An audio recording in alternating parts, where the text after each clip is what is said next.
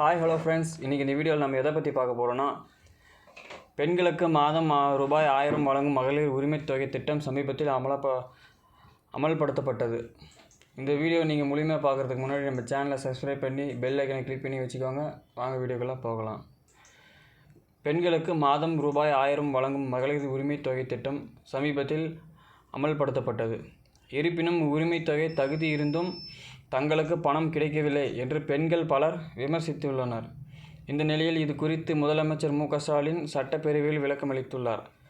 பெண்களின் வாழ்வாதாரத்தை மேம்படுத்தி வாழ்க்கை தரத்தை உயர்த்தி சமூகத்தில் சுயமரியாதையோடு வாழ்வதற்கு வழிவகுக்கும் கலைஞர் மகளிர் உரிமைத் தொகை திட்டத்தை கடந்த செப்டம்பர் 14ஆம் தேதி அன்று அண்ணா பிறந்தநாளன்று காஞ்சிபுரத்தில் முதல்வர் மு.க.ஸ்டாலின் தொடங்கி வைத்தார்.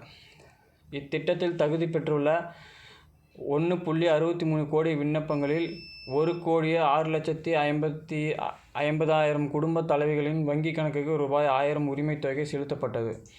முன்னதாக ஒன்று அனுப்பி உறுதி செய்யப்பட்ட பின்னர் பயணிகளின் வங்கி கணக்கில் 1000 வரவு வைக்கப்பட்டது. இருப்பினும் பல பெண்கள் தங்களுக்கு உரிமைத் தொகை கிடைக்கவில்லை என விமர்சனம் செய்தனர். சில இடங்களில் இது தொடர்பாக போராட்டங்களும் ஈடுபட்டுள்ளனர். இப்படி இருக்கையில் இந்த விவகாரம் குறித்து அதிமுக தரப்பில் சட்டமன்றத்தில் இன்று கேள்வி எழுப்பப்பட்டது.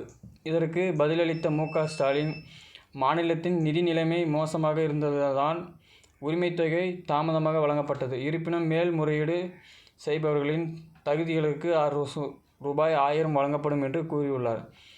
முதல்வரின் இந்த வாக்குறுதியால் ஏற்கனவே விண்ணப்பித்து உரிமைத் தொகை பெற்றவர்களுக்கு மிகுந்த மகிழ்ச்சி அடைந்தனர். தற்போது வரை சுமார் 9 லட்சம் பெண்களின் உரிமைத் தொகைக்கு மேல்முறையீடு செய்ததாக செய்தி வெளியாகியுள்ளது.